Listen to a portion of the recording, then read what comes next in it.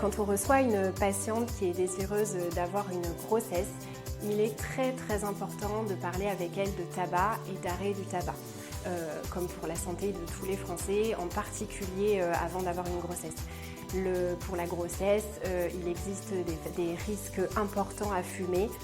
Avant celle-ci, on augmente la durée de conception et une fois que la grossesse est en cours, on a un risque plus augmenté en fumant de fausses couches et ensuite de menaces d'accouchement prématuré, de rupture prématurée des membranes, d'accouchement prématuré, de complications obstétricales graves telles que l'hématome rétroplacentaire et également des bébés qui vont avoir un poids de naissance diminué sur les patientes qui ont fumé pendant la grossesse.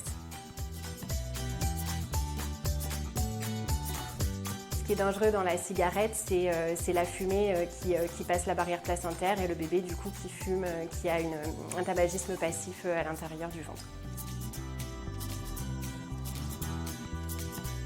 Oui, sur les substituts nicotiniques, c'est quelque chose qui est totalement autorisé pendant la grossesse et donc nous proposons aux patientes régulièrement d'utiliser les patchs et les gommes pour leur diminuer l'envie de fumer.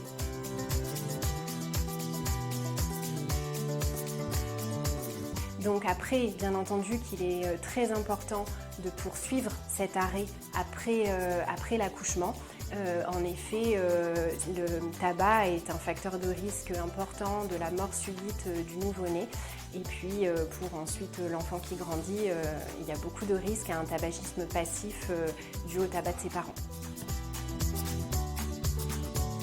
Alors l'allaitement est protecteur vis-à-vis de la mort subite du nourrisson, vis-à-vis du tabagisme passif. Donc bien entendu que pour les patientes qui ont arrêté, si c'est possible de poursuivre cet arrêt, c'est mieux. Mais pour les patientes qui souhaitent fumer en allaitant, il est quand même conseillé d'allaiter et de fumer après l'allaitement, puisque l'allaitement a un rôle protecteur pour le nouveau-né.